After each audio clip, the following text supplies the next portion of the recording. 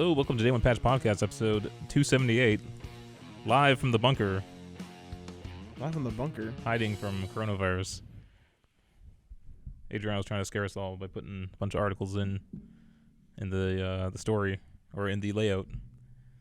So we just had a lengthy conversation about coronavirus. Yeah. Wash your hands, folks. I hear that we're running out of toilet paper. Well, people seem to be stocking up on toilet paper.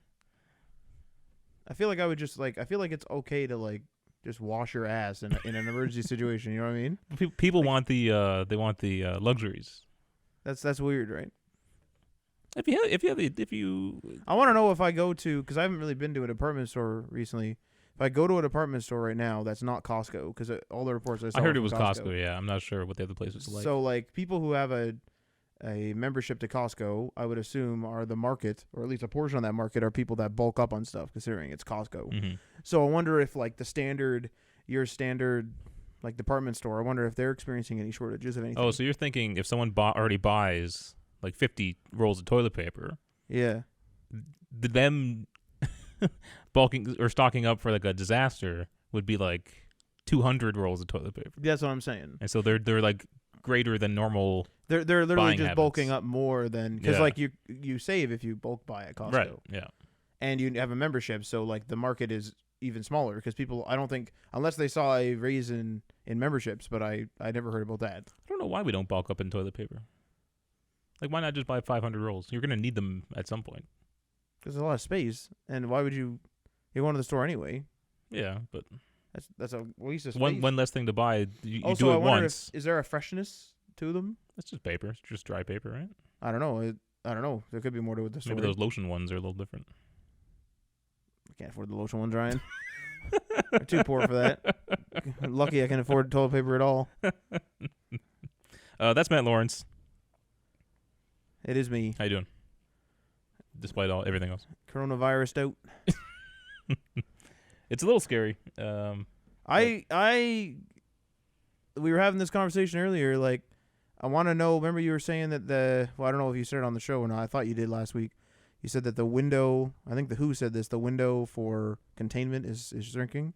And you disagree with me on this. I say if, and I don't know if it has closed, but if that window of prevention is closing or is closed completely, we're unable to prevent the spread. I think it's pretty close to becoming closed. But let's say it is actually, let's just hypothetically say that the window for prevention / spread is closed. And I say you invest no money, and I mean actually $0 in the prevention, and you put all that money into another thing like either active care or the research into the vaccine. Because if it's closed, you're just dumping money. You might as well just put that money into an incinerator. I don't know. When it comes to a disaster like this, I don't think money is really an issue. I think they'll spend it if they need to. It's not we can't spend money on preventative measures. We can only spend it on the cure.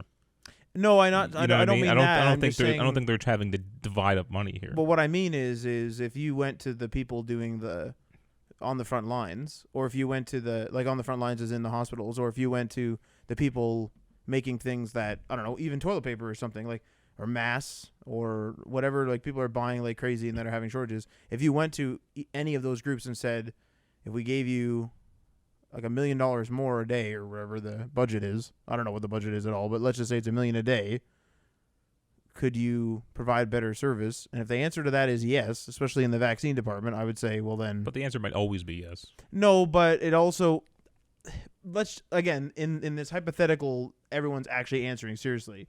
Instead of if you went to the vaccine department and you gave them an extra $1 million a day, that $1 million would be used immediately in that day. It wouldn't be thrown into a bank account. It's now we just have money in the bank. I mean, actually being put to use. Although it sounds like they're motoring right along on the vaccine. I mean, they're going to human trials quicker than they have. We're not going to get it though. It's going to be some weird rationing. No, I mean, no. We're low. I'm convinced this has never happened in our lifetime, right? This has never happened. There's no SARS vaccination or anything. There's no H1N1. I got the vaccine for that. But how long did you get it after it came out? I don't recall. I was too young to really remember what was going on. I would estimate, and I'm totally estimating from literally just my own cynicism with no data. So I want to make that clear. Okay. Where I know my place, I'm low on the totem pole. I'll get coronavirus before I get the vaccine, even if it's invented. That's probably where I sit. I don't know because The world will not weep upon my death. we don't go to massive population centers too often. I mean, we're pretty close to we're in the Golden Horseshoe. Yeah, but we're Ontario. more One of the rural. most, huh? No, but you have to be like in relative close proximity. It's not like a guy driving by in a truck. Goes and there Yeah. goes all the whole town. Yeah. Yeah, so. Plus, be thankful you're in Canada too, where the vaccine will actually be free. Wonder how long it'll take us to get that free vaccine. See, I'm curious. Like, who's the priority here? We all know Trump's number one, probably. Well, I mean, he's the president. I'm being serious. That's a different case. You know, for a classic. the medical staff, of course, would need it first. Anyone in the medical field, you know. Wait, first or second? Do the leaders get it first? Probably. Well, and then the rich. Well, wait. Where about the rich? Don't forget about them. I don't know how fast you can produce these things, but I Forget about 'em. imagine there's not that many politicians and medical professionals. I'm sure they could make a batch for all of them right away. You know what I mean? I don't know. I'm taking. There's not millions. My of them. data is coming Right? from my very loose remembrance of Contagion with Matt Damon. And I'm talking like the first like people in contact with these people. Those type of people. I don't think there's millions of them, are there? Millions of like politicians and stuff. Politicians and healthcare workers. I guess Probably there's millions of healthcare workers. But the ones who will need it though, the ones who are right up they'll front. probably all of them. I would say all of them. Really? Maybe not like the random skincare clinic, but all the hospital workers, Yeah. including the support staff, because Yeah. they're walking into that building. I think they can make enough for them, right? We don't know how hard it is to make said vaccination. Yeah. Anyway, this is not a pandemic podcast. Like the game? Huh? Like the game? The game Pandemic? Yeah. What's it called? Plague Inc.? Plague Inc. Yeah. Yeah, pretty good. Banned in China. Damn them. It's weird to ban it. Yes, it's in poor taste to have that game there, but it's like, what, is someone going to see it and be like, oh. God knows what the people are doing, though. God knows. They're probably just like, fuck this. We're not dealing with this right now. Actually, didn't Plague Inc. add like swine flu or something like that? It was years after the case, I think. But didn't they add one of the diseases like that? I couldn't tell you that. Although, I will tell you one thing. I had an Amazon order canceled because of coronavirus. Was it from China? Yeah, they sent us a message saying we're going to have to shut down due to coronavirus, and we're going to have to cancel your order. Yeah. And we have like another order that allegedly was shipped, and then it I presume it left the factory, and then it's still in China, and it's been like 47 days in transit, so I don't know where the fuck that package is. I ordered a poster from China, and it took like a couple weeks to come in. We just put it in the garage and left it there for 2 weeks. Because of coronavirus? Yeah. It's probably been in transit for so long. Yes. No, most packages would be relatively You're telling safe. me that we're going to be fine. You were telling me before the show we're going to be fine, and yet you took a poster and you put it in your garage. I'm taking precautions, yes. That window's closed, Ryan. No more precautions. That's I'm it. saying, even if I opened it the day... That's real bad Even advice. if I opened up that poster the day of, it would be fine. Presumably. But assume. better safe than sorry. I though. do the same thing as you, yeah. Yeah, that's all I'm saying. I kind of want to actually get some hand sanitizer going. Get like a handheld one. Like a little pocket one. Oh. That's probably a good idea, actually, to be honest. If you can find it. Selling out. At Costco. I don't know about anywhere else. I didn't Just look. wash your hands. That's all they recommend right now. Yeah, I'm fucking looking this up right now. I'm going on Amazon to see how much it went up. $7,000 for hand sanitizer. Fuck. All right, some of the top stories for today. Sony has patented a PS5 controller that will detect sweat and heart rate. A unannounced Star Wars game appears to leak via the PlayStation Network. You might have to prove your age to buy a loot box in Australia soon. Jesus. The Last of Us series is in the works at HBO from Chernobyl creator Craig Mazin and Neil Druckmann, who created the Last of Us. And then Adriano put a bunch of coronavirus stories in here. God. I just copied the links and tossed them in because I didn't want to go through each one and grab the information. So, Matt, what's new with you, though? Right now I'm looking at hand sanitizer. Which is actually, I mean, I never looked it up before, so I don't know whether this is normal, but it's a little alarming. The first result here is Lysol laundry additive eliminates bacteria 2.7 liter. That's a Prime item. It's on sale. And then the next one is Overstep 75% alcohol hand sanitizer gel, but that is not a Prime item. And there's no other hand sanitizer in the top 3 results or top 3 or 4 results that are Prime items. So my question is were there Prime items that were hand sanitizer? Because it seems like something people would buy on like the Amazon refill thing. Yeah. And did they all sell out? So they had to get rid of the store listing, or is this the normal market on Amazon for hand sanitizer? I don't know. Do they don't have like Purell or something? No, they do, but they're just not. I'm judging this purely on the fact that there's no Prime item. Like usually when something is commonly purchased, I find that it is a Prime item. Well, anyway, and I'm only looking at the first 4 results there, but still. Well, all right, I'm scared now, but that's fine. They literally said soap and water. Wash your hands for 20 seconds. No, but that's the convenience. Like I mean, a little pocket one. I can't bring soap and water in a little bowl but they said in my pocket. that should be the backup though. Hand sanitizer? Yeah. It doesn't clean as well as soap and water. Oh, great. But it's useful when you don't have soap and water. You ever do the like you wash your hands in the bathroom and then before you leave you like hit the hand sanitizer thing, and in some of those bathrooms they have a hand sanitizer thing, and so then you have like an extra wash. You know what I'm talking about? Yeah. It's pretty good. That's the way to do it. That's what man. you do? You That's wash it again after you just washed? Yeah, because I touched the doorknob. Well, so I hit it with the right hand. I open the door with my left, and then I hand sanitize them both again. Well, if they have like paper towels to dry your hands with, you can use that to open the door. But then the idiots sometimes don't put a garbage can here. So you know what I end up doing because they don't do that. I just whip it in the back in the garbage or whip it back in the room. I don't care. I use my sleeve too. I'll put it over my hand and then open the door with that. Fuck, we're getting paranoid here. Why don't all washrooms have automatic doors? None of them do. Well, some of them have it. I've never seen it on for handicapped people. Well, some of them have like the winding turn, so you can't see inside. Yeah. What are we talking about here? It's a gaming podcast. What the fuck is going on here? We have who was I think Colbert made the joke that we have coronavirus fever, but you shouldn't joke about it because it's a real thing. Fuck. Okay, well, this week in gaming. Yes, please. So you and I are kind of doing this platinum challenge now. No, you put a finish line. Well, I said this last podcast, and then you said you're just gonna. So last podcast, I said something, well, and the stream. This was on the stream. The stream. This is on the podcast as well. I think. Did we start this that long ago? I think so. Okay.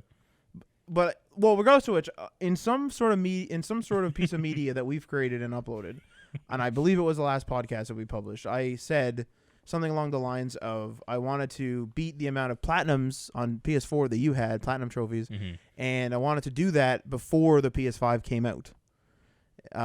You then, like a week later or last week or something, said you were going to go after some platinums. I then brought up the fact that, hey, are you doing that challenge thing?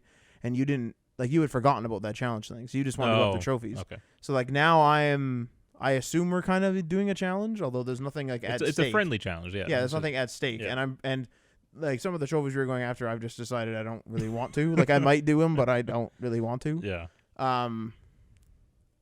So we're kind of going after some platinums. I just picked up AC Odyssey and Far Cry Primal. I'm doing all Ubisoft games for some reason. Well, because you were close to getting all those platinums, so now you've just kind of finished up the tail end stuff. I just went through my list and I looked for ones where I was close and ones that I wanted to do. Like were they capable with my skill set of completing? You know. Right. I'm worried about the God of War one, so I'm not re-downloading that one. I mean, the Valkyries took a while, but they're easy now. Yeah. Oh.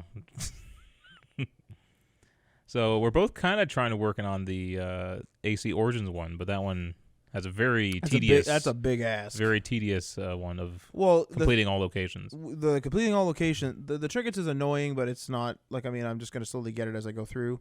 And I had a bunch left over from the campaign, so I had about a quarter of that achievement kind of complete as it sat.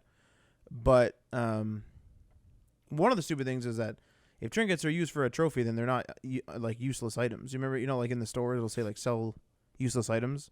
Trinkets are considered useless items, and yet there's a trophy for to keep. Because the trophy isn't part of the game per se. But regardless of which, that's still annoying. But I went to this one area. It was like this aqueduct area, and I was there for like 2 hours and doing all the stuff, and I still haven't completed all the stuff in that area. And that's one small section in the mountains of like multiple mountain ranges, because that map is massive. So like doing all of that map is a big freaking ask. I was just reading up on it. It gives you question marks if you got the viewpoint, it will show you question marks where the locations are. Mm-hmm. If you get all the viewpoints, it only shows 99% of the locations. So there's still 1% of them that are hidden even from the viewpoints. Oh crap! Yeah. So Wait, there's hidden from the viewpoint. So like, the question marks show up when you do the viewpoint. yes, So there actually won't be a marker until you find them. Till you find those locations. for the 1%. Okay, I don't think I'm doing that trophy then. I'm gonna keep plugging away at it. It might just be a thing where I'll get the trophies I can, and then that will just be one that I'll just kind of whittle away at. Put on a podcast, just grab some locations. But the thing is just like it's the risk of doing it for like 100 hours and then having like one location that I just can't find. Because it's not like I can go through that whole map. Cross-reference it with an online map, yeah. And that just sounds like a catastrophe. Yeah. But I actually booted up Medal of Honor Frontline on PS3, Yeah. trying to get some trophies there, and that game does not handle well, did not age well. Got a few trophies, but I don't know if I'm gonna do that platinum because it's not gonna be freaking easy. Just due to the controls are weird, man. Just because back then, right? It's an old game, so it just doesn't handle that well anymore. It's funny too because it's not like this came out on PS3. PS2 was an early but it PS3 came title. it came to PS3. So it came with on disc. It came with the modern Medal of Honor that was rebranded as just Medal of Honor. It was like the reboot. Oh, I see. And then it came with it on disc, and then there was a digital version. I just ended up buying the digital version because I couldn't find my Medal of Honor disc, and like I just continued from where I was. But it's just damn. I find it funny that games like how they feel different. They feel completely different. It's hard to really wrap your head around making a game feel like controlled differently, and you had the same controller basically for the last 2 or 3 console generations. So it's just strange that they improve even on that feel of the game. Well, I've learned, I kind of knew this, but I got more recently this has kind of come up. So I purchased that Terminator Resistance game, and I've only done the first level, but I mean it's pretty fun. But you can tell it feels very indie or whatever. Mm-hmm. There's something that Call of Duty and other shooters and more AAA titles and a little bit more polished games have, where using the analog stick, like even though it's still the same input, like you're saying on the controller, the reaction, like I don't know whether it's when I release the stick, does like the camera, like so the camera's going full speed, like when I'm holding the stick down, and then as I release it, does it like come to a gradual stop or an immediate stop? I don't know. Like I think maybe little things like that change the feel of how those sticks work, because this game feels very much like I'm using a mouse, even though I'm using the stick. Like it feels very unpolished. It feels like an indie title. Also, the voiceovers are freaking bad. The voice acting is bad. Oh man, real bad. But the game's pretty fun. I only done the first level, but the game's pretty fun. So I mean, it's a Terminator game, so I wasn't expecting too much. I can't remember what it was for. I just listened to another podcast, and they were talking about how maybe it's one of the game engines for next gen, or maybe it's just the power that next gen can provide to indie developers, is that it will allow them to create games that look and feel more AAA, in some fashion. Or I'll have to try to indie titles. Yeah, if you're an indie developer, there'll be tools available to you.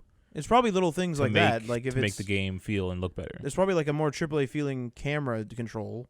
And they're probably going to add it to the engines, right? Yeah. Because I think this Terminator game is on the Unreal Engine. Probably, right. And so like the Unreal Engine can make good games, but it's a matter of like I don't know if it's actually an indie studio, but it certainly isn't like EA or something. It's almost like one of those like studios that you never heard of that Just franchises find, and they can make a game for real cheap for the movie franchise, and then they pump it out. And although this is a game that is in between 2 and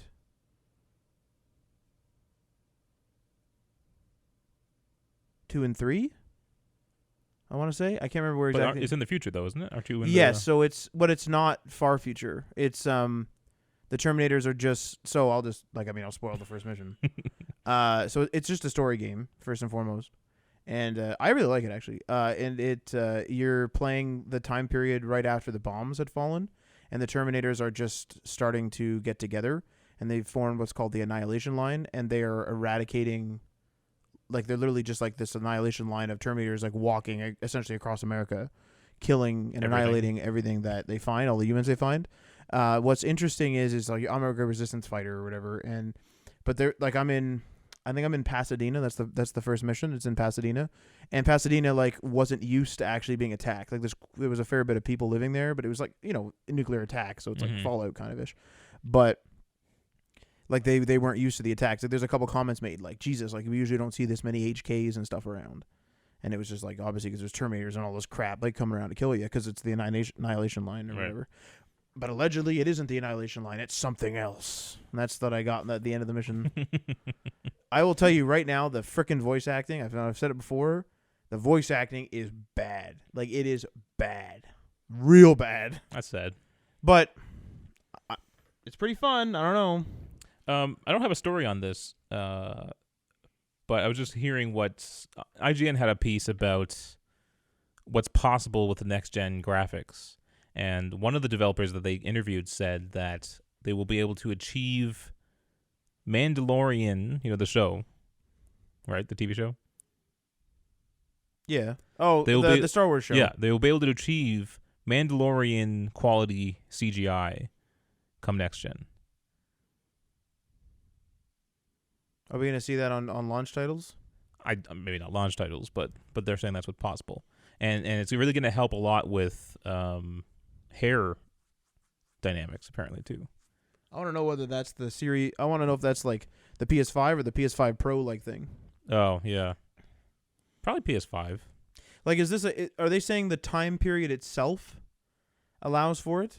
Like computer graphics cards and stuff? Like the era of technology has reached that point? Or are they saying the actual dev kits that are shipped out right now, PS5 and whatever else, Xbox Series X? I think they're speaking of the current dev kits they're working on. The actual dev kits, not technology as a whole. Because like obviously our technology's gone a little further than the dev kits now. Yeah. But that's pretty good to catch up to TV show quality CGI. That's pretty good. Yeah. Well, Halo Wars 2 has like really good cutscenes, and that'd be fucking awesome if the gameplay looked like that. Right. This probably takes a lot of power. It was fucking awesome. Like their cutscenes are awesome. Yeah. All right.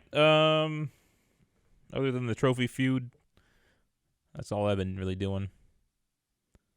We're kind of in a lull. Like Red Dead is. We've completed Red Dead. Like Aaron, you and I beat the crap out of it.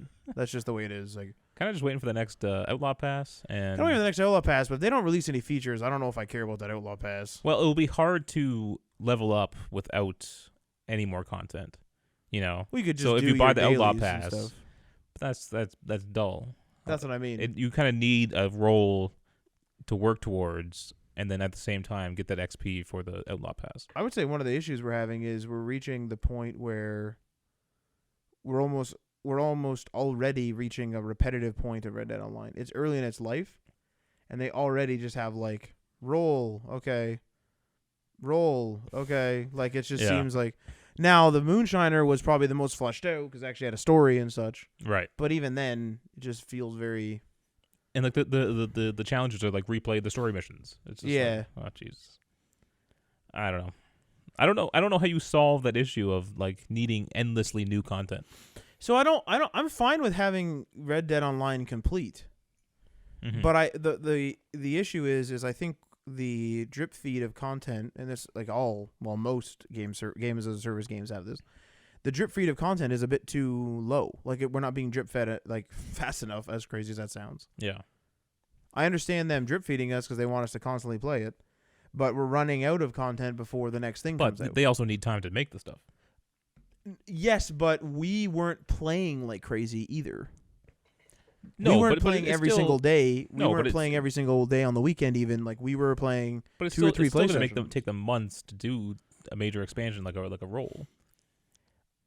See, I want to talk to like I almost want to like seriously talk to a AAA game dev, or like even maybe a project manager because they would have have like devs and artists and stuff under them. But I mean, I want to know how long it would take to make like the Moonshiner role.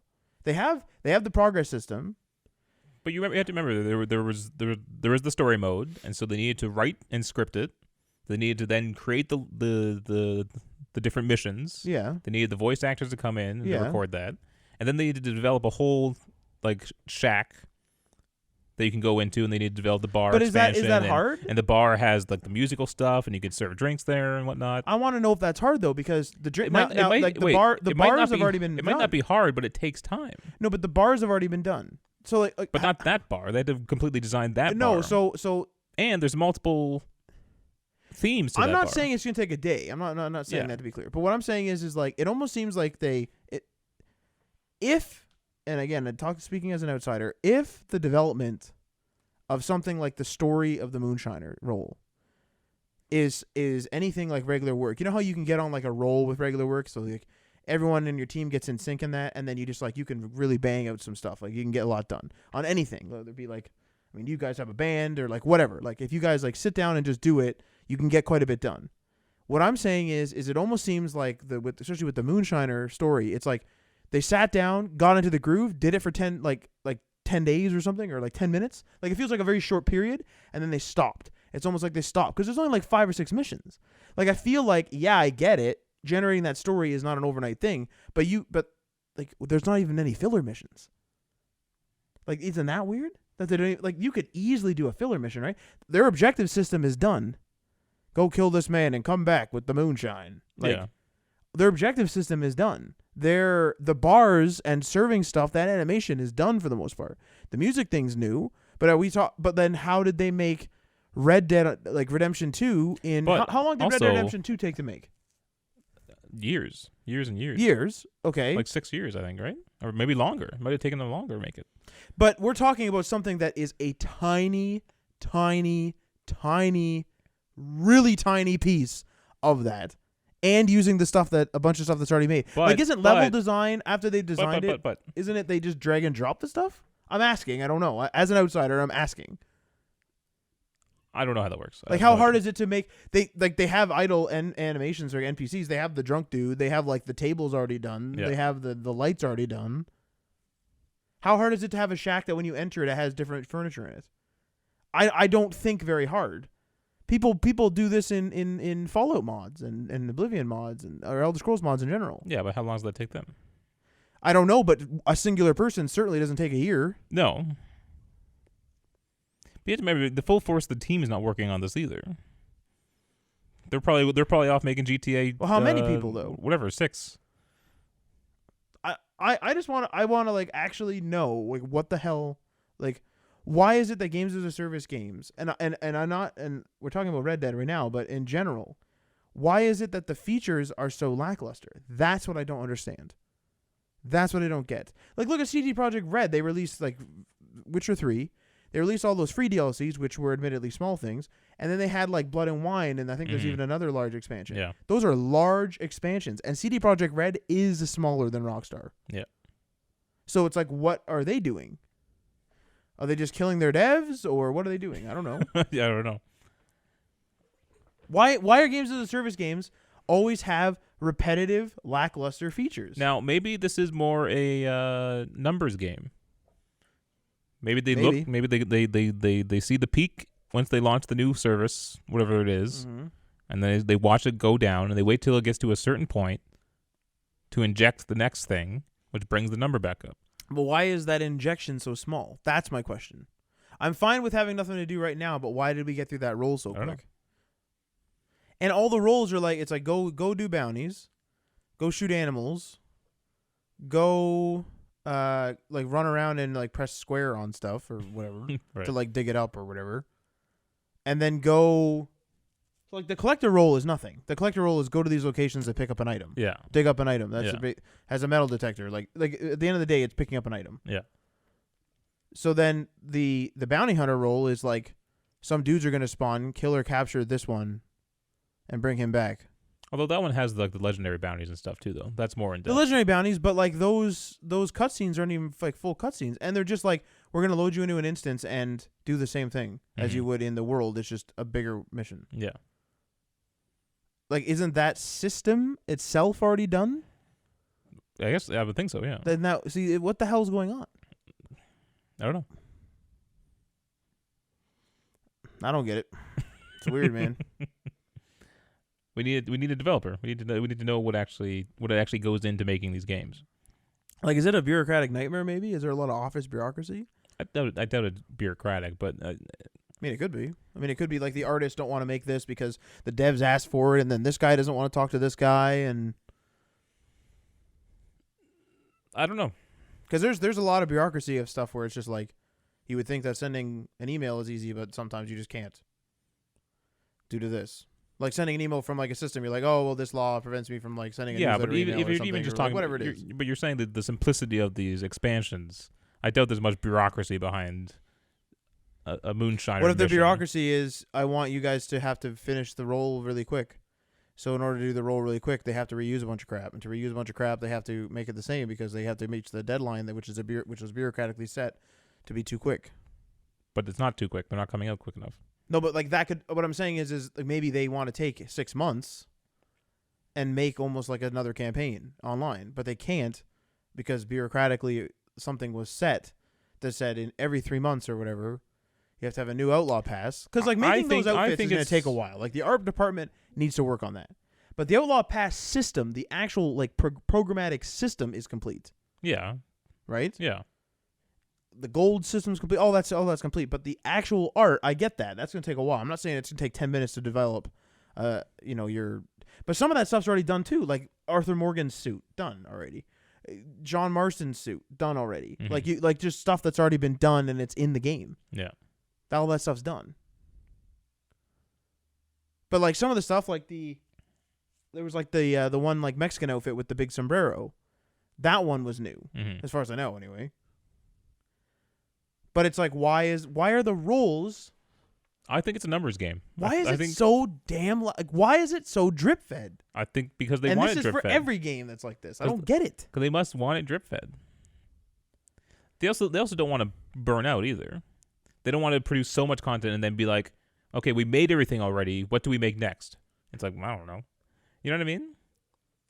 Like phone manufacturers, they hold back features that they could easily put in to the current generation of phone, but they hold it back because they need to sell you something new next year. I'm fine with them holding back something if it's big. No, but what I'm saying, I'm not saying them necessarily holding things back. What I'm saying is they want to drip feed you, so they don't run out of ideas and then have the game come to a halting, screeching hold. You know what I mean? Let's say they did all the roles possible in the span of a year. Yeah. And then they're going to be struggling to come up with new ideas that are of any value. What I wonder is this. Is big game studios are very much like how we've commented several times on how like governments work. And I'm not talking specific political party or anything. I mean in terms of secrecy. It's very weird. So it's like, you know how like a government will do something questionable, and they did it for a reason. They do something questionable, and then it comes back and bites them in the ass. And then after all the fallout and all the craziness, sometimes it'll come out and be like, well, they probably meant it like this, and this is why they did it that way. It's like, why didn't someone just come out and say that? Yeah. Like, why didn't they just say, like, hey, guys, like, we couldn't actually buy it because there was a law saying we couldn't buy this, so that would have been easy, but we couldn't have did it. Yeah. Then people were like, oh, damn, okay. It was actually refreshing to hear Valve say, we're not working on... that's what I mean. Left 4 Dead 3. Why are these studios... I'm not saying that we're entitled to know, but, like, I feel like it would keep people at bay, if you will. It's this weird social game that I think we play as humans, where we all know the answer, but because it doesn't look good to say it, they don't. So, take, for example, they always ask Tim Cook about the next iPhone. Okay. Apple has never in the history talked about a product that was not yet announced or released. Okay? So... iPhone 11 just came out. They'll ask him about the iPhone 12. Yeah. He's not going to talk about it ever. No matter what you ask him, he will not comment on the next iPhone. Even though they've been working on it for several years. Yeah. He will not comment on it. But they ask him, and he says, "We don't comment on we're focused on the iPhone 11 right now. We're not we're going to look into the future." But he knows they're making an iPhone. Everyone asking the question knows a next iPhone's coming out. But they're also asking for details. They're not just asking, but I'm just saying it's this stupid game that humans play. But we don't know why Rockstar takes forever to fix things. Or but wouldn't it be refreshing if Tim Cook said, "Yes, we're working on an iPhone for next year"? Clearly, they've produced iPhones every year since launch. Yeah. You know, if he just said, "Yeah, we're working on an iPhone, but I'm not going to comment about the details yet because we're focused on the iPhone 11," that would be more refreshing than saying, "Oh, we don't comment on unannounced products." Yeah. And every company does this boilerplate like responses to stuff like this. Yeah. And it drives me nuts. Why is it that hard to just have open dialogue with people? And I think if an actual politician was actually truly honest with the people, Yeah. they might do well. Yeah. You know? Well, here's an answer that we probably know about Red Dead Online. I want to state this right now. This is a major story spoiler for Red Dead Redemption 2. Mm-hmm. I want to state that right now. Major story spoiler. I'm about to say it.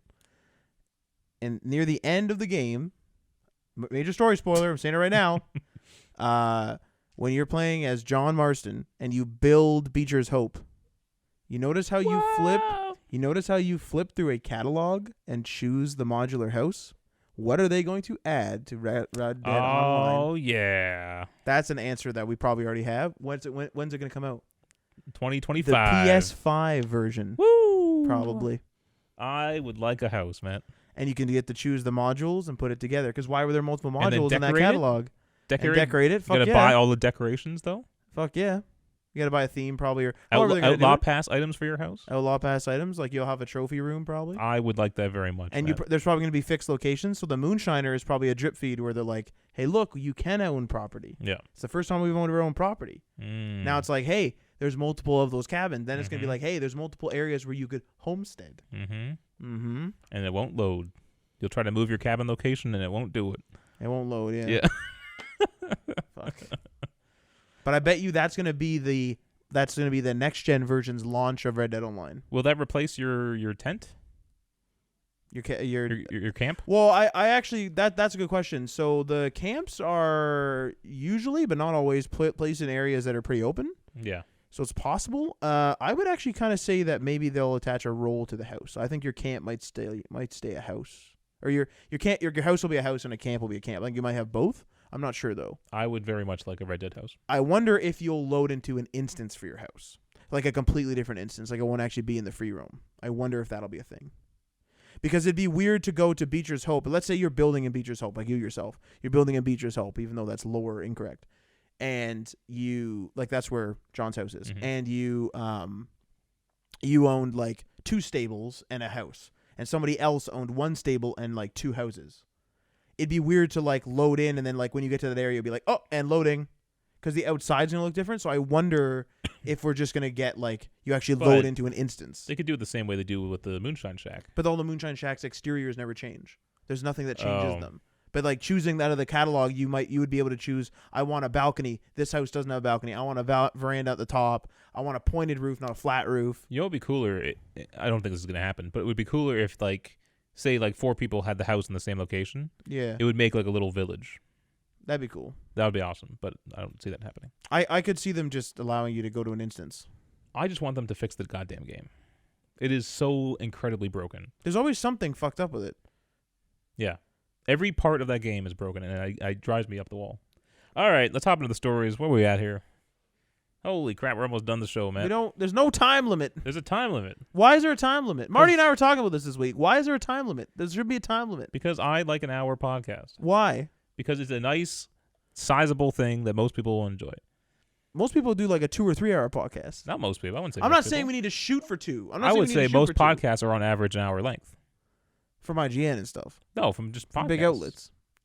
There are more. There are those who do longer. There's those who do shorter. No, I'm fine with that. All I'm saying is I think it needs to be a more natural. Like if we have another story at 1 hour, we should continue to talk. We've gone over. I know times. that, but I mean, don't cut it off right at an hour, but I try to keep it to an hour. That's weird. Nice. No. Easy hour. No.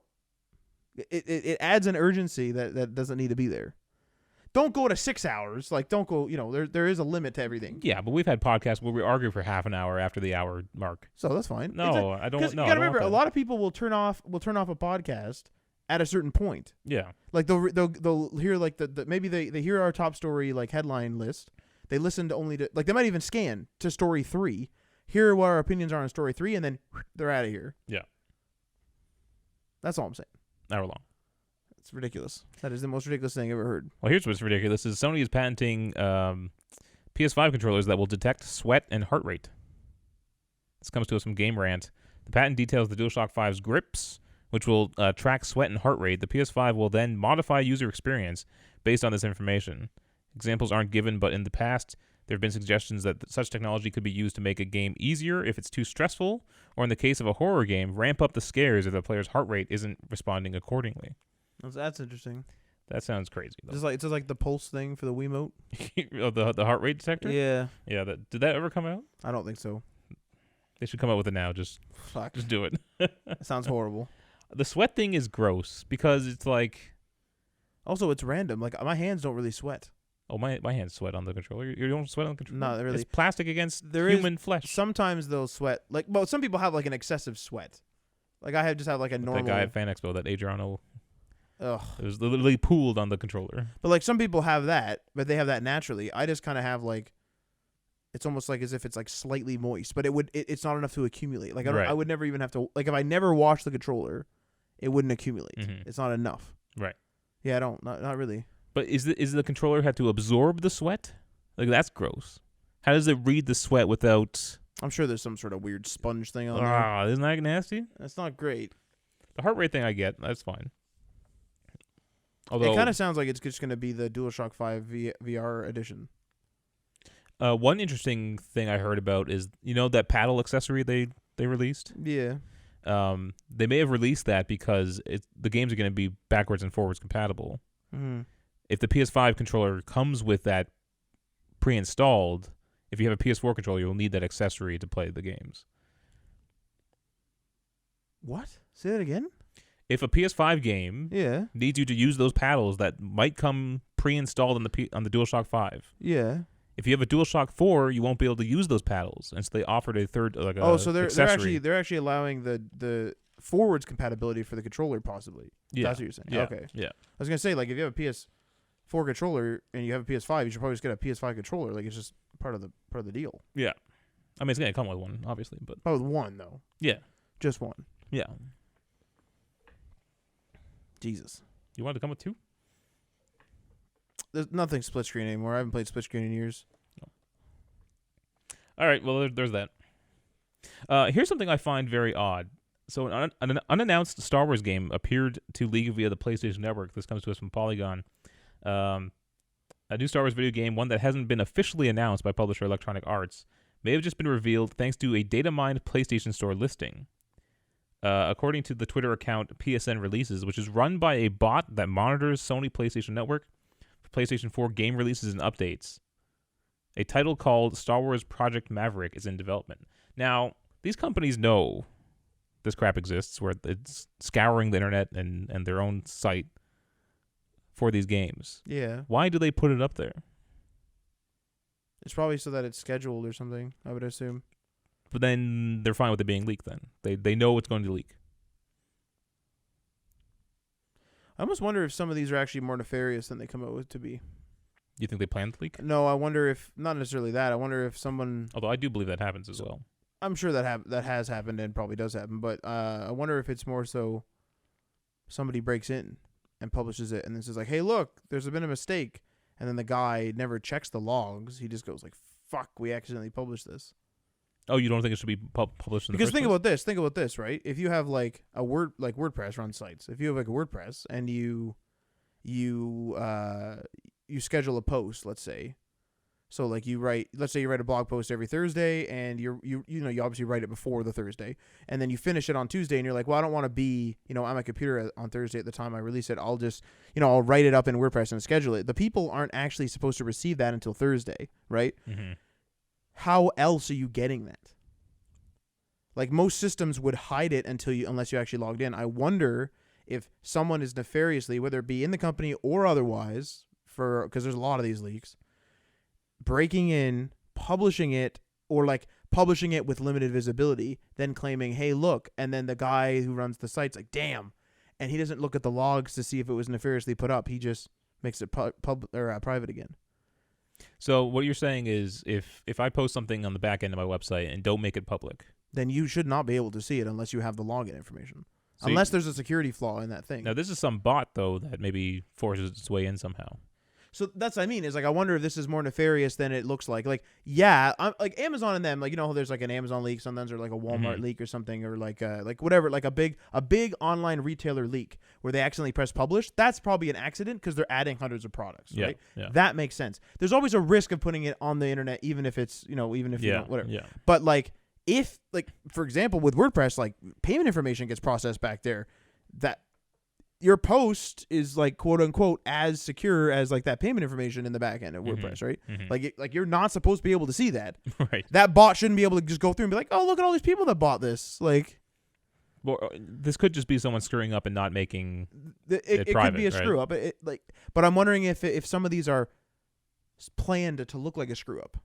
Well, just because like it doesn't happen with every game. Not every game gets leaked this way. No, of course not. So maybe this was just one time the guy forgot to hit the little private check or whatever, you know? Yes. Or made to look that way. Isn't that interesting? Yeah. 'Cause that'd be pretty easy to do. Yeah. I don't understand the point of leaking stuff. Like if you are an active leaker. To see hype, probably. Now, sometimes they'll sell it to like outlets. There's that. Like I think the iPhone people probably sell it to outlets. Yeah. But just like a game announcement like this, like they just posted on their Twitter, I think. Like they're not making money off that, right? It's just to leak it for the sake of leaking it. They'd probably just like the publicity. That's maybe weird. But anyway, it's a Star Wars game called Maverick. That's it.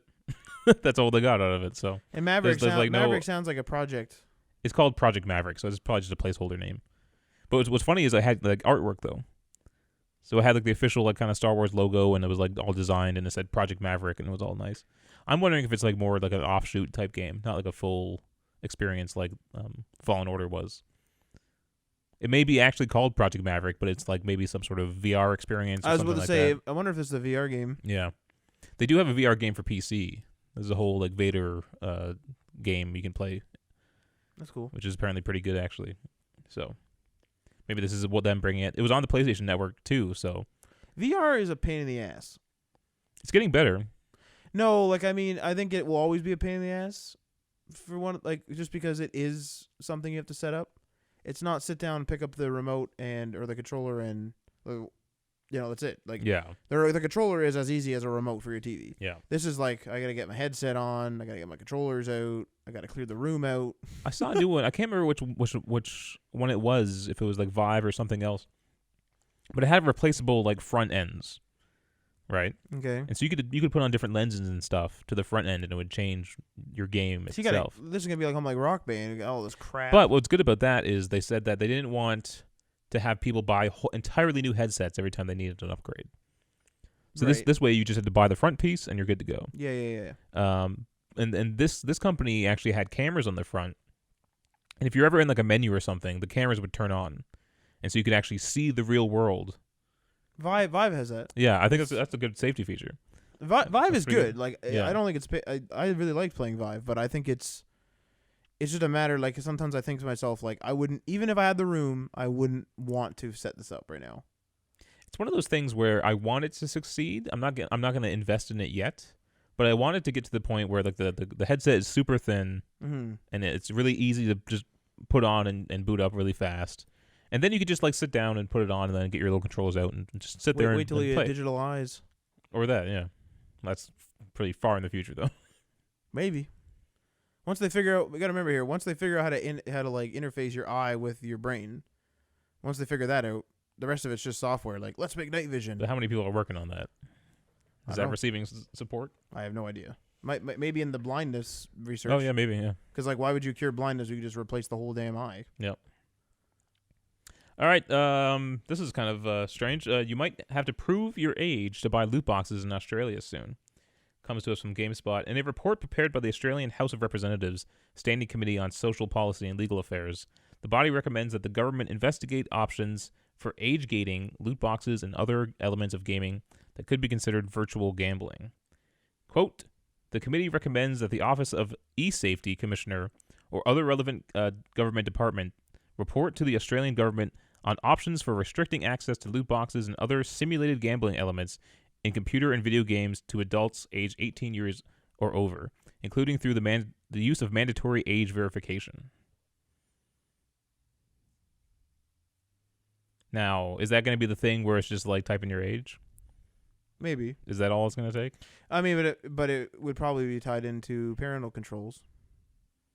Right. So, I mean, that's all right. Yeah. Or is this like a thing where you have to like type in your proper somehow prove it? How do you prove it in an easy way? I don't like. There probably isn't an easy way. That's probably the reason why they don't want to do it. If it requires actual proof, you'd have to do something like a birth certificate or something. But then you have to trust all these companies with your stuff. I would estimate maybe because I don't know how like in depth it is. I'd estimate it probably just maybe it has to tie into the console's parental controls, and then that way the parent sends a password and it just blocks the kid from doing it unless the parent does. I wonder how many parents actually use the parental controls, or even know they exist. It's a good question, honestly. I think it's a bit overkill, but I mean, I don't know. I'm not sure where I stand on the loot box gambling issue yet. It's hard when it's like it's really up to the person using it. Yeah, but it's a kid, so they're not exactly thinking logically yet. Yeah. Or thinking mature, like they don't have like mature thoughts yet. Like right. They don't have like a logic system where they're like, this is exploiting me. The value of money as well too. Yeah, that's what I mean. Like they're not like, this is exploiting me for money. They don't think that. Yeah. Well, it's following a trend of other countries that have actually banned loot boxes. Loot boxes are a pain in the ass. I think they might be going away. I think we might be shifting more towards a battle pass type of deal. You see what you're getting. Yeah. It's up to you how much time you want to put in to get it. You know what I mean? I want to know why this type of stuff hasn't taken off in other industries. How else do you loot box something? Not necessarily loot box, but I mean monetizing everything. Well, so software has to an extent with like, hey, you have to buy a subscription, but also most of the time with that you get updates. Also, like a lot of the stuff is cloud saved, so you're actually kind of renting a piece of the server, which is more understandable. Annoying, but more understandable. And there's usually a free open source alternative for a lot of stuff. But it's interesting to me why that stuff isn't monetized like a lot. Like, why isn't it that like Microsoft Word only lets you make 100 documents, and then you got to buy more? You're surprised that they haven't done that? Yeah, why not? You're the king. Do it. That'd be nuts. You got to buy Word credits, right? Is that in lieu of a subscription, or are you paying a subscription? No, as well. I don't know. We're buying $90 games and then being charged out the ass and drip-fed content. Yeah. And paying for PS Plus and Xbox Live. But you and buying the console. There's free games like Fortnite where, yes, I understand you're paying. Free games 100%. Yes. But Red Dead, you would get a complete game. Yeah. And the Outlaw Pass is additional things being added. It's not saying you can only play the game for 10 hours. No, yeah. And then you have to pay for the next hour. Red Dead is different. Red Dead is different because you do get the store, like that $90 that you're paying Canadian approximately after tax, 92 I think. Yeah. Is absolutely the value, and actually it might be worth more of the story. There's a freaking lot to do offline. There is a lot. That is $90 worth, but there's a lot of games out there where they have a 5-hour campaign, and then it's like even Call of Duty Modern Warfare. There's a battle pass, and like I know there's like offer ways to let them earn free COD points and crap. Not like, and I play for 30 hours and I earn like $6 worth of COD points. Like, are you fucking kidding me? Yeah, but what do you get with the subscription then for Word? You get to use it, and then every 100 pages you have to pay again. Pay again. Why not? What's the subscription do? Allows you to use it. What, use it for 100 and then that's it, and you're still paying a subscription to nothing? You're paying a subscription for a license. The license is yearly. The license allows you to download the program. And the license covers 100 documents. Again, to everyone out there, this is not even speculation. This is just hypothetical. Just think about it. Okay, you subscribe to this thing. Yeah. You use up your 100 documents. Yeah. It's called going up a tier. You use your 100 documents. Bronze, silver, gold. You use up your 100 documents. Okay, and then you got to buy again. And you're still paying a subscription. Yes. Now what's it paying for? you can edit those documents and house those documents or delete those. Hang on a minute here. That's we crazy. have That's hang crazy, on a though. minute here. We have a website design program that we use that only allows for 2 projects. If you want to have more projects, you have to pay more. And That's you normal. have a subscription just Yes. but that's hosting the projects, right? Yeah. So you're hosting this in OneDrive. All your documents are in OneDrive.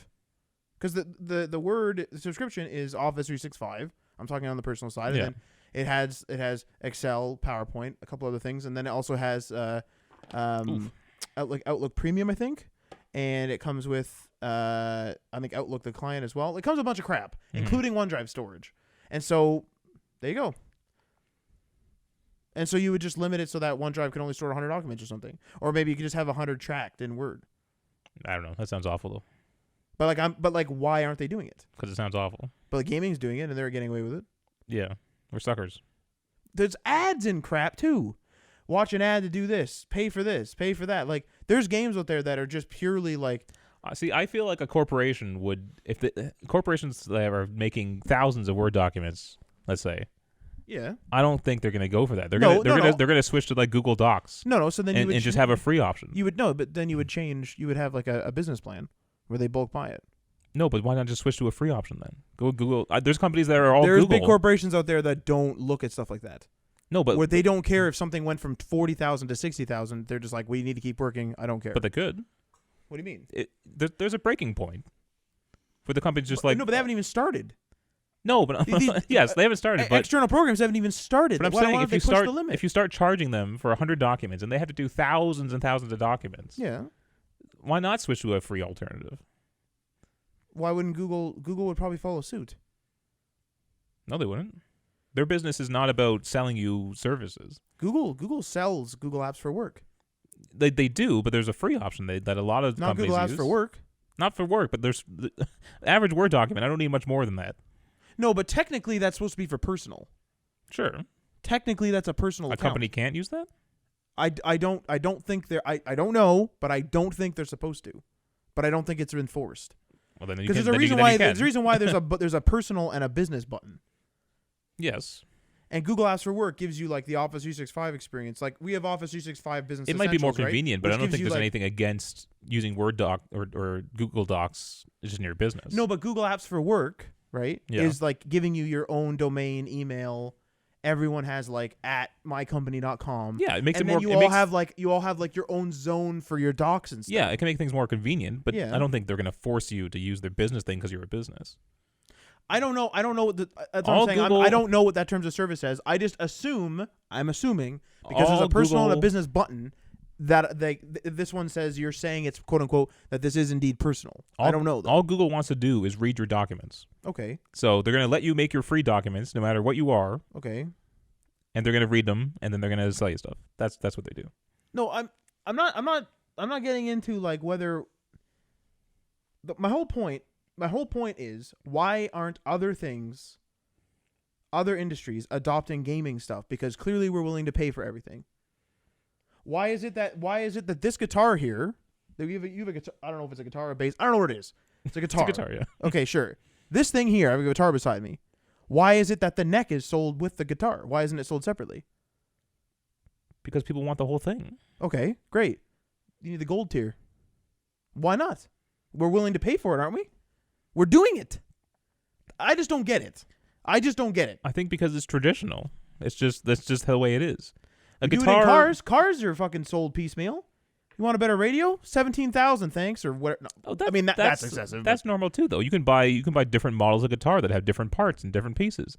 That's completely normal. No, but a car is sold with a bunch of optional shit. Yes, but you still get the car that runs and functions. That's great. You get Word for 100 documents that runs and functions. For 100, and then you're paying to nothing. That's what I don't get. I'm paying to host the documents. What if you don't want to? How do we want to save locally? What happens if your cloud goes down? So that service that I use, that only houses 2. What I do is I do a backup. I download a backup. I then delete them off the cloud service. So I have to house my own backup. So I'm responsible for it, and then I can host other projects, and then I have to import export. It's a pain in the ass. Yeah, that's the whole point. You're paying for convenience. But we're paying for convenience to get COD points. But saving Word documents to your computer has been the way it's always been done. It's not an inconvenience. It's just the way it is. Gaming used to always be the games came out, they were complete. They weren't drip fed. They still are complete. No, they're complete. They weren't drip fed, and that free to play games had greasy things like, I mean, battle passes didn't exist, but like monetization, like microtransactions and stuff, and loot boxes. Yeah. Those used to be the free games. Now we're seeing full AAA titles that are like fully integrated with microtransactions of differing kinds. But you don't need to pay a subscription to play that game. You pay once. Yeah, you do. PSN Plus. And then you're paying $80 to $90 for the game. Some of those games are $160 for the Ultimate Editions. Well, before tax sometimes. Do you need Plus to play Fortnite? I think so. Because I remember there was a lot of games that were multiplayer only that waived the... I think Fortnite is PlayStation Plus, but I don't know. Okay, regardless, you don't need PS Plus to play Red Dead. You can play the campaign, and you buy it once. You have that campaign forever. But there is actually nothing to buy in that. Yes, but listen to my point. You buy it once, and you have it forever. Okay, yeah. I'm not saying every game is like this. I'm not saying that. I'm not saying that. I'm not blaming games. All I'm saying is this.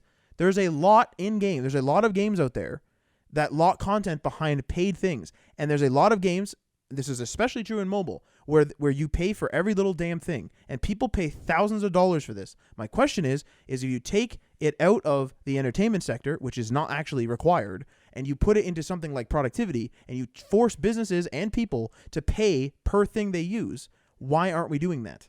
Also, I don't think the PS Plus money goes to any of the multiplayer games. But you're still paying. There's still money exiting your wallet. There's still money exiting your wallet. Although they're using their servers, I guess, maybe, right?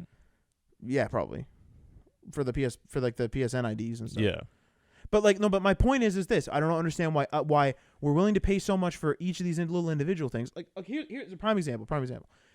The Trailer Park Boys game on the phone. Phone, okay? It's like one of those games, it's like an idle game where you like own little businesses and crap, okay? There's cards to collect and everything else. There's multiple types of currency. There's money, there's liquor, and then there's hash coins because it's Trailer Park Boys. There's weekly, I don't know if it's weekly anymore, but there's events that are timed events that come out, and they sell bundles that only work in those events, or like mostly only work in those events, to allow you to basically beat the event, quote unquote, beat the event, to earn unlocks that last past the event. Does that make sense? Yeah. So you do the event time thing. If you do well in the event, you earn like a card, and that card comes to your main game that you keep forever. But what I'm trying to say is there's multiple things in that. If you want to earn 30 liquor, for example, there's little pop-ups where you click here and it says watch an ad for 30 liquor. If you want to times your thing by 3 or by 2, I think it's by 2. If you want to times all your money by 2, you have to watch an ad, but each ad only adds 4 hours. You can do it up to 12, so you have to watch 3 ads. I think it's 4 hours, so like 3 ads. So now you're watching 3 ads. But wait, the event has a different park, so now you're watching 6 ads. Yeah. And you're getting another 30 liquor or whatever currency is in the event. So now you're watching 3 ads on the one, 3 ads on the other, and then 2 bonus ads. This is ads. Not to mention you can buy bundles and you can buy hash coins. But I'm pretty sure you can also buy liquor. Right. You can also fast forward time if you'd like for a premium currency. Yeah. Why? Well, I'm just curious as to why other industries aren't doing this. I don't think it makes sense. Why wouldn't it? Now, for something digital like Word, yeah. Yes, you could do your crazy idea. Yeah. But when you brought up the guitar, there's no way you could enforce that. Why not? Because when people want to go buy a guitar, they want to buy the full thing, and it's not like you can have a subscription on the guitar. Give me a big guitar brand. Gibson, okay. If Gibson starts fucking over their customers, are they big enough that people are going to continually go to them regardless? No. Maybe I should give you Fender then. Gibson went bankrupt. Oh, great. Okay. Yeah. Again, I'm not in the guitar. Okay. Sorry. So what was Fender? It? Fender. Yeah. Okay. If Fender starts gouging their customers within reason, everything's always within reason. If Fender starts gouging their customers, will people continually buy them? All our guitars are now piecemeal. Please purchase these little twisty things at the top separately. The people who can afford it probably, but I don't think a lot of the younger people would. That's great. We have a youth pack. And then they would collapse. That's great. We have a youth pack. Like Gibson collapsed. But I'm just saying, I'm not saying it necessarily applies to every industry, obviously. I'm not saying that it should be done, because I don't want to pay for Word documents. What's the point of buying it piecemeal, though? They overcharge for each piece. But then that's no different than just overcharging for the guitar, though. But it makes you feel like you're building a guitar. It makes you feel like you're getting value. Oh, look, this is my guitar. And then they'll sell you pre-built ones as well. Oh, well then that's just normal then. No, but what they'll do, but they'll price it in comparison to the already buy all the parts for guitars. No, but they'll price it differently. So even at guitar stores, they literally sell the different tuning heads and the different bridges piecemeal. But what I'm saying is they'll mark up the custom built pieces, or not the custom built pieces, but like the piecemeal pieces. Yeah. They'll mark up the piecemeal pieces by, let's say, 300%. Let's say this guitar, as it sits right now, this guitar as it sits right this second, is marked up 50%. Again, all hypothetical. It's marked 50%. They want more profit margins. So what they'll do is they'll push this custom built idea, and the margin's actually 300%, but you get the perceived value. You build your own guitar. Then what they start doing is they start saying, hey, look, you can actually save money by buying a pre-built guitar. They'll raise the price of that pre-built guitar based on the price of their new program, and they'll raise it to 200%. I think there'd be too much competition in that space. There's a lot of cheap off-brand guitars that people are more than happy to buy over the big brands. Sure, and I don't think they could afford to compete on that level. I'm just more curious as to why we're not being gouged. Word has a bit of a monopoly as being considered one of the better word processors out there. Sure. So maybe they could get away with doing that. Absolutely. It's all depending on market, of course. Yeah. Of course, everything. But I think it's easier to do in the digital space than it is to do in anything physical. That just makes sense because you don't have to ship anything. Yeah. That just makes literal sense. But I think people would find it ludicrous to have to build every single one of their products that they buy.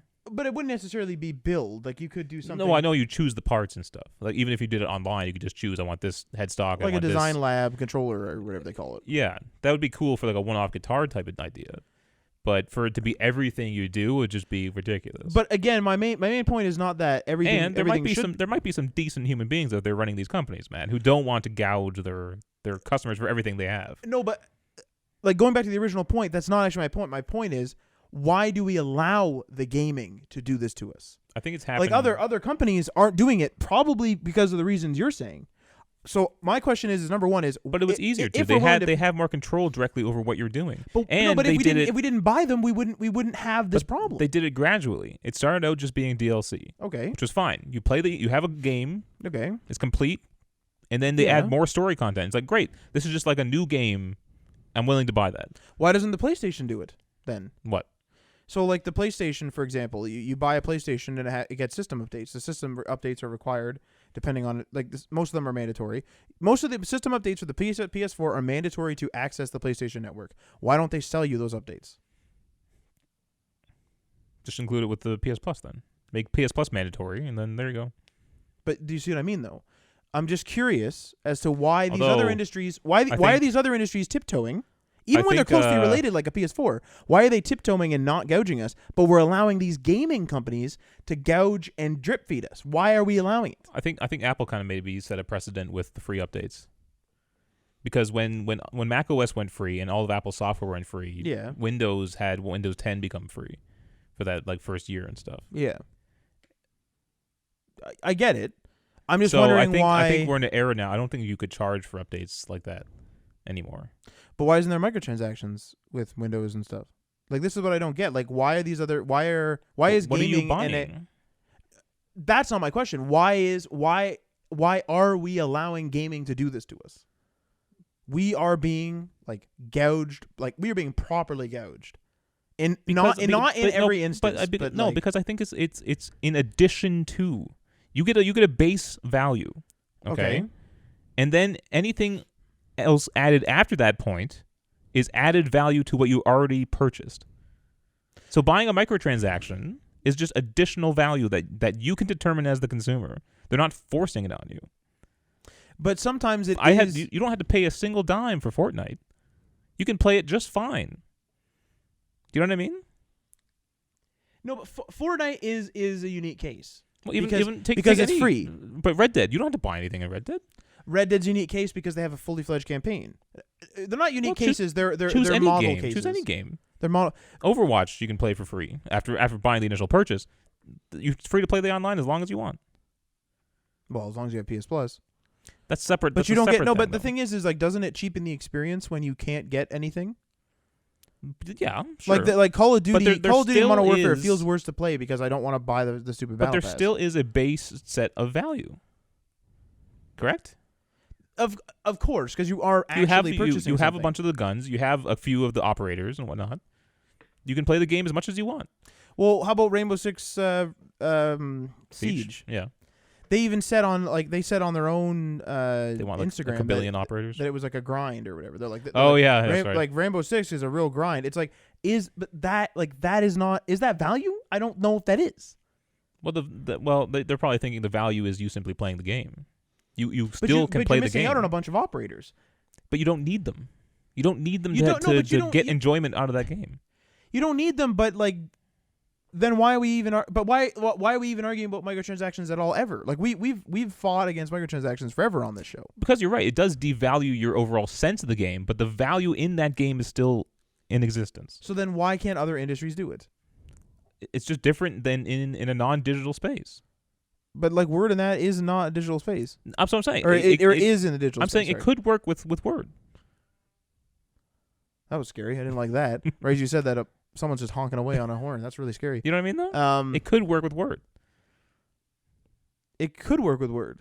Why don't they do it? They're probably worried about free services like Google Why don't they just put ads in?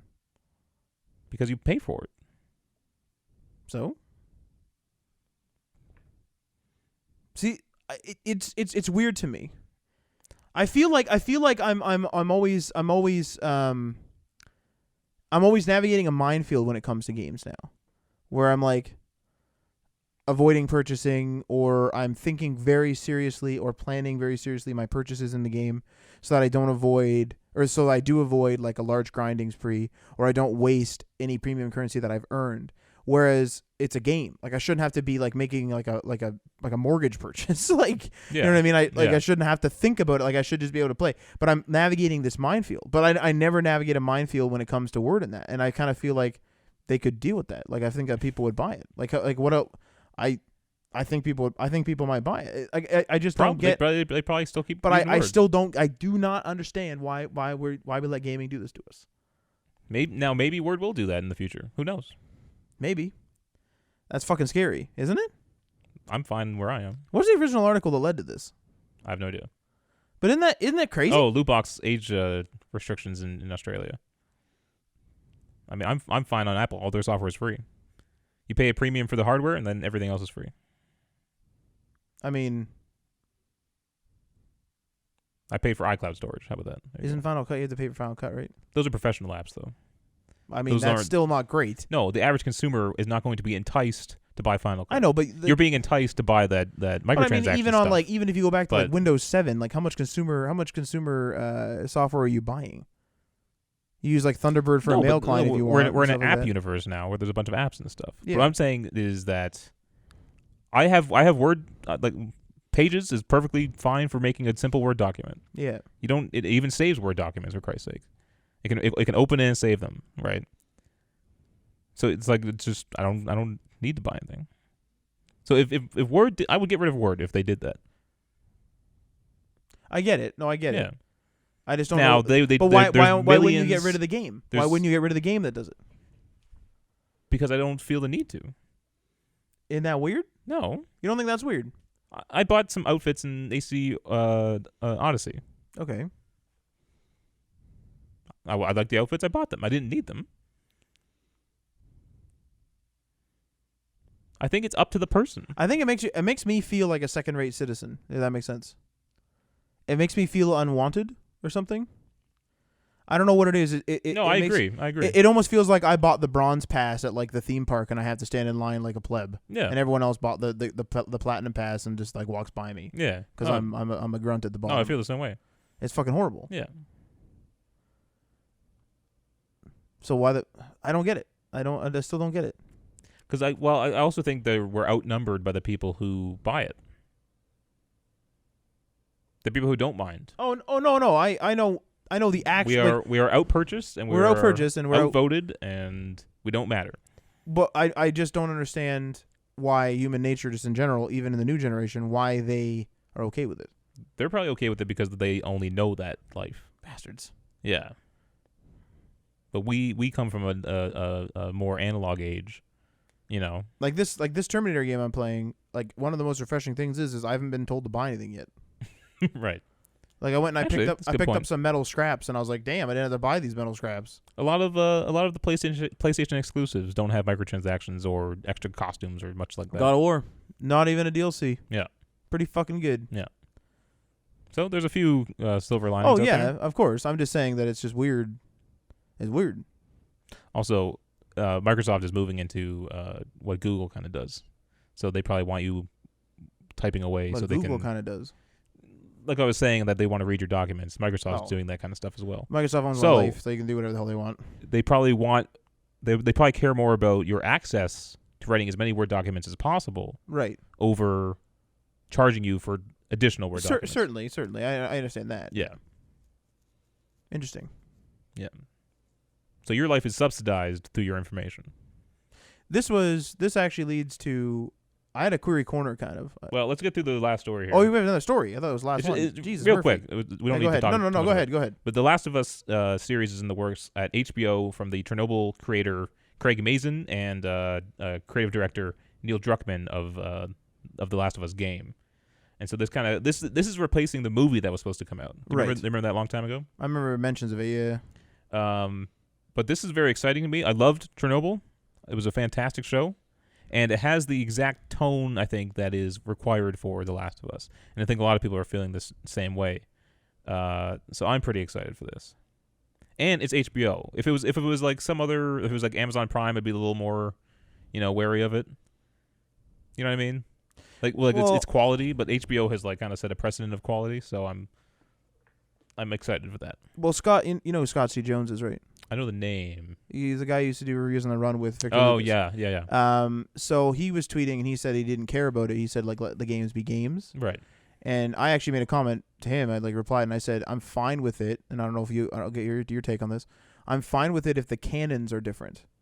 So that if you're a huge fan of Last of Us, then you can enjoy each one independently and enjoy it all.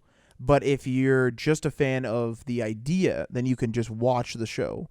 If you're just a fan of the game, you can just play the game and not miss anything in either of the cases. Like have completely different story canons. Right. That's my take on that. I agree with that, yeah. Because The Witcher is kind of a perfect example. The books are separate from the games, and the game is separate, and the game and book are separate from the TV show. Right. They all have their own universe, essentially. Yeah. So if you're a fan of the books, you're good. Yeah. Same with the game and the TV show. Star Wars is one of those things where everything's like connected. So the TV shows are connected to the books, connected to the comics, connected to the games. It all shares one universe. Yeah. But yeah, I think this will be like a separate TV show universe, Last of Us, and game universe, Last of Us. Because I really don't want there to be like, watch next week's episode to find out what happens to Ellie so that we can make Last of Us 3. Yeah, I don't want that. I don't think that's going to happen. But they did talk about how it's going to follow the same story, right? Yeah. But they said that they could be adding new events and stuff that happen throughout. So it's not going to be like a perfect recreation because that's kind of boring. Yeah. That's what I mean. Like, just take it and so they're going to take their own the theme, creative liberties on certain things. So yeah. That's pretty good. Yeah. What are you making over there? What are you eating also, over there? I don't want fisherman friends. Good Lord, man. I don't understand the people who want games to be games and not transfer over into different mediums because it's like books have done this since the dawn of cinema. Books have become movies. I think it's because of the lack of quality myself. They're just scared that we're going to keep getting bad video game Like, can you movies. imagine that freaking Assassin's Creed? Yeah. But there's going to be a good one eventually. Sonic's apparently good. Sonic the movie. Sonic's apparently good. Even the Witcher TV show, which is based on the book, but it heavily influenced from the game as well, though. You know what I mean? The influence is fine. Mm-hmm. It's a matter of it being like if you had Witcher 3's out. So let's say Witcher 4.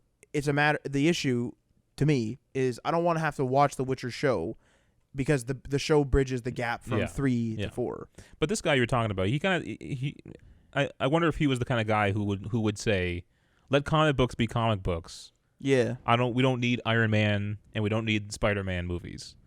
You know? Yeah. Would he have said that before those movies came out? And then look where comic book movies are now. Who knows when more people now are gaming than ever. You know what I mean? There are a ton of gamers out there now. Yeah. And so the market is bigger than ever to make a movie that gamers will actually go see in numbers. So with comic books, maybe it took like the 50 years, 60, 70 years it took for it to break into the zeitgeist, essentially, where everyone knows Iron Man, everyone knows Spider-Man. Yeah. And so it's like, oh, there's a movie, I know that character, I'm just going to go see it and have fun. Games need to get to that point, I think, where enough people know about... I know people know Mario, but that would be a weird movie. You know what I mean? Sonic apparently is doing well box office-wise, maybe because people know Sonic. A lot of people grew up in the 90s with Sonic. There you go. You got Sonic. You know? But is The Last of Us big enough?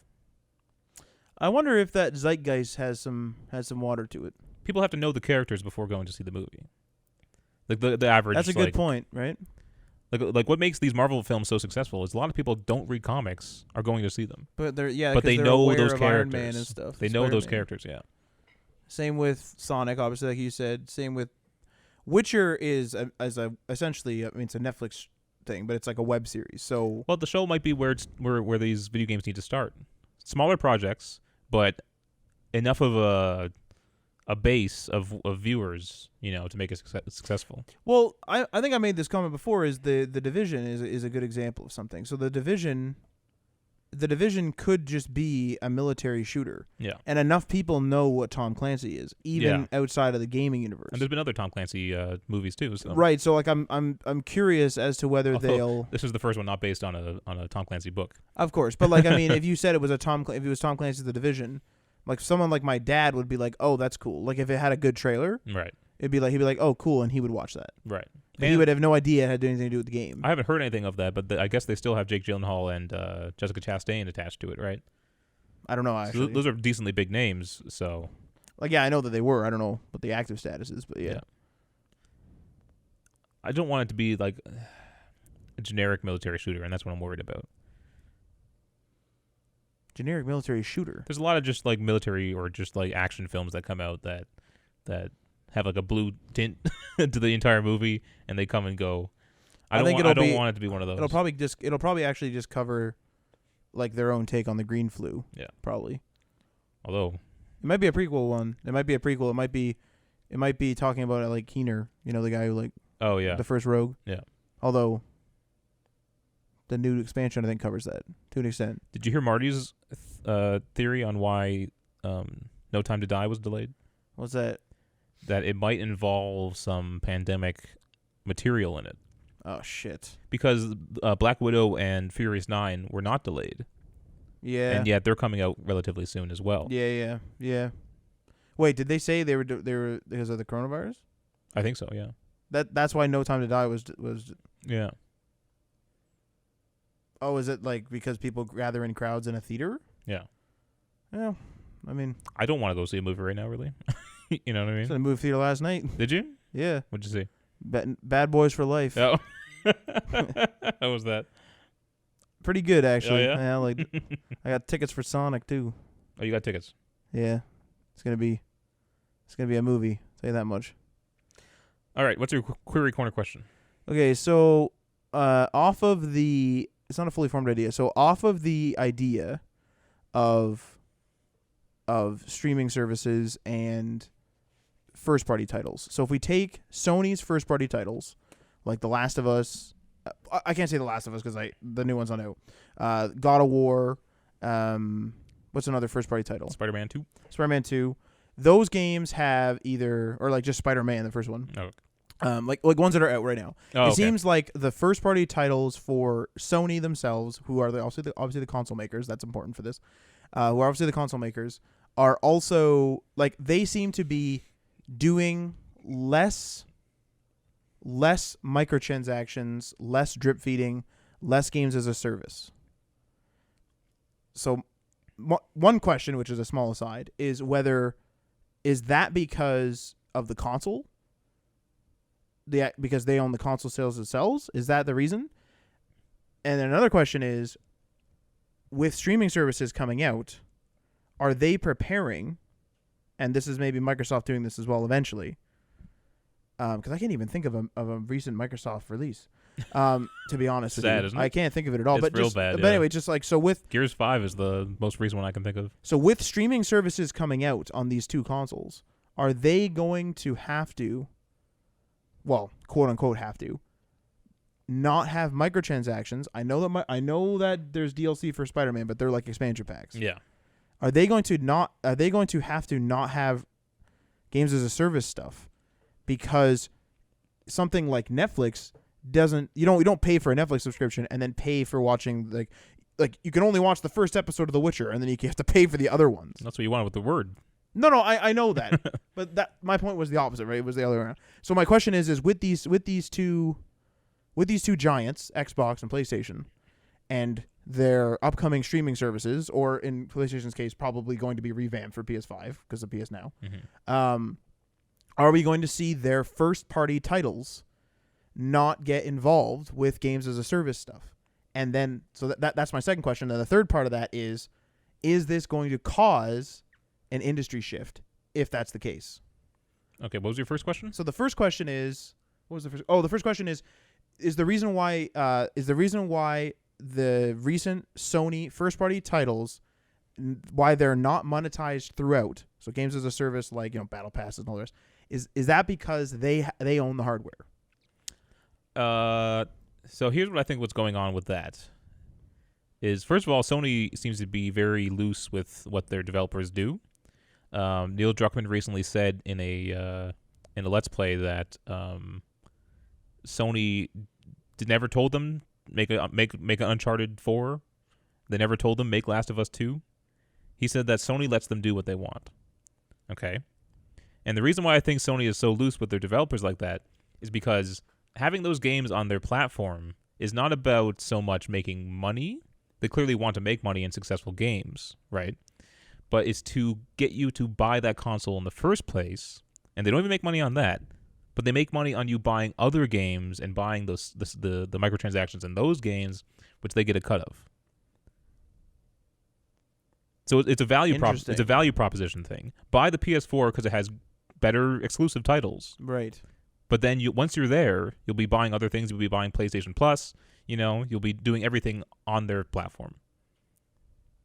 So then would you say then, okay, so I mean, like, it's been a long-standing sort of assumption, or maybe even confirmed in some cases, that developers themselves don't want to put in these greasy like microtransactions. No one's like, woo, fucking skins for sale. Like, no one gets all fired up, obviously. So with that, so for the second part of the question then, do you actually think it's the opposite? Do you actually think that when these streaming services come out, they're going to have to make their games, the first party titles, greasy? So like when Game Pass expands to a streaming service, are they going to have to make their games greasier because the console might not be a part of that equation any longer? No, because I think they still want you on their console over with their competitors. Right. So they're still going to want to give you that value proposition. But what if that console disappears? Do you think that the console is the anchor point? Well, then they might be trying to sell you PlayStation Now. No, yeah. So that's exactly what I'm saying. We're already hearing that Horizon Zero Dawn is they're working on a PC version or something. That's the current rumor. Okay. That's a long time coming if that's the case. Jesus. Yeah. What are they doing? I don't know. They're testing it probably. All right. Maybe Horizon. Hasn't it been like 3 years? Maybe Horizon since Horizon Zero Dawn? Yeah. Yeah, about 3 years. Yeah. Takes that long to port to PC? No, it's not necessarily the porting to PC process. It's them finally taking a game and putting it on PC in the first place. So what have they been doing? This could have happened. This could have started 3 months ago. Okay. Okay. Yeah, okay. They haven't been working on this. I don't think Sony decided 3 years ago to bring it to PC. Right. I'm saying they're deciding now because they're seeing the landscape change. Yeah. Where consoles won't be the only way to play games. Right. And so I think I think they're using it as a test to PC. Right. So here's an older title. It's less of a risk. Yes. They port it over to PC, see how it sells, and see how it performs. Blah blah blah blah blah. Yes. With that data, they then say, okay, Last of Us Part 2 is now coming to PC. You know what I mean? And then they slowly make it a transition over all their first-party titles come over to PC. If that's the case, then maybe they'll change their mind on, if they don't have a console box to sell you, and aren't in control of the third-party games you're buying, Right. maybe then they will get greasy. So you think that if the box goes away and it goes all streaming, that they'll get greasy, but because the box is what's making them have first party titles that Because they want to give you that value proposition, right. and having a greasy first party title is not going to be a great value to a lot of customers. So I'm actually in. So it was interesting that you brought up the fact that other games like sell V-Bucks or whatever on Sony's PS Store, so therefore Sony gets a cut, and so they can kind of rely on other games being greasy, so that whatever. Yeah. That's interesting because what I was actually going to say was it wasn't the console that was anchoring them. I thought that what the value proposition is they are making these games that are not greasy because what they're doing is they're preparing the formula. Like whether they're going to get greasy in the future or not is irrelevant. Right now they're preparing the formula to have their developers get used to making games that are complete again, because it's been a while. Complete, no microtransaction, no BS. I think Microsoft will be doing the same, speculatory, but I think that's what they'll be doing as well. And I think that's because they want a core collection on their streaming services, whether the console itself is there or not later. Like, you're talking like Netflix original type of deal. They want their own content there. Correct. I think that's what they're trying to get. They're going to end up having like a Sony original and an Xbox original or a Microsoft original, whatever they want to call it. And they want those to be no microtransactions, no whatever. But I'm going to go a step further. I think it's because they want something possibly like the Apple Arcade. Where they want not the payment necessarily because you're already paying for the streaming service. Right. But I have a feeling that, like, obviously if you buy, let's say Game Pass becomes xCloud, like there's just an option. And so you just have this Xbox streaming service, whatever they're going to call it, right? It's just like Game Pass. It has all these games from third party, first party, all the rest of it, right? All these games that you could stream them, download them, whatever. So you have this big collection. I think they want to have the Apple Arcade sort of like little separate section where they say no ads, no bullshit. Here's your complete games. Right. And I wonder if that's going to be the rock that pulls you into either Xbox or PlayStation's camp. Yeah. It could be the console, though. You might be right on that. It could be the actual physical device. I'm just going off my experience with Apple, and the reason why all their software on the device is free is that value proposition. You know, here's a complete thing. You get all the updates free, all that crap. And then once you're on the platform, you're then buying Apple Arcade, Apple Music, Apple TV Plus. You're buying that iCloud subscription. That's where they're making their money. And the App Store. So you're buying all your apps through the App Store, your microtransactions through the App Store, your subscription through the App Store. Apple gets a 30% cut of all of those. Well, here's a question. And so they rather you honestly they probably want to give you a free phone if you actually bought all those other things. What about the idea they just want you to have the phone? Well, okay, so like if you take Apple Music, okay, is iTunes dead? No, it still exists, but I would say a lot of like iPhone users are now on the streaming music. Okay, regardless of which, are you still able to purchase on your iPhone, modern iPhone, like you buy the newest iPhone right now? Are you still able to purchase a song so you own it? Yes. Yeah. Is that going away? Is there any mention of that? No, and there was a rumor that Apple like shut down, I think, a while back, that people thought the iTunes was actually going away. They even they got rid of iTunes on the desktop, right? Well, except for on PC, right? On Windows they kept it. But they got rid of the iTunes app on Mac OS. Okay. They brought out an Apple Music app, right? But the iTunes store is still accessible via that app. So you can still purchase music through that app.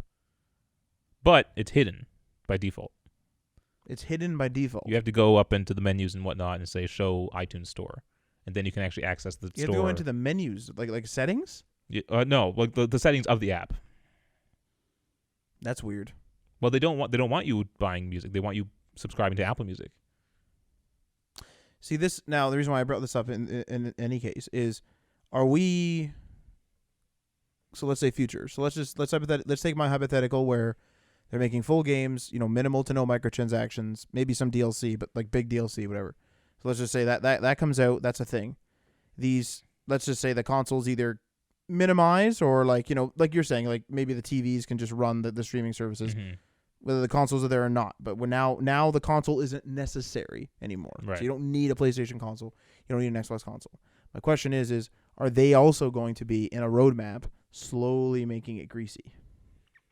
I think they might have to make up the lost money from That's a good question. having right? a platform to sell stuff on. Yeah, It's weird, right? because right now they're their own marketplaces. Yeah. Like, why is Once- Sony missing out on this? It's kind of confusing that Microsoft's doing this too. That they're getting away from needing a console. I think they don't care because they have Windows.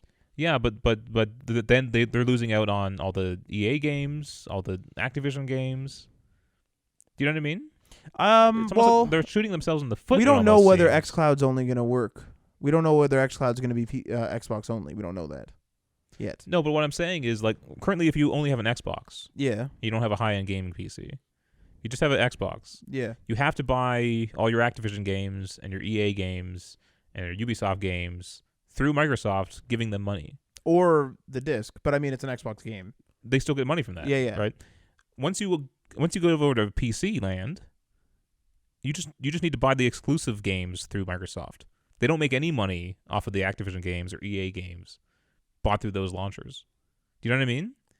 So it's curious that they're giving that up for the sake of having a more convenient life for the gamer.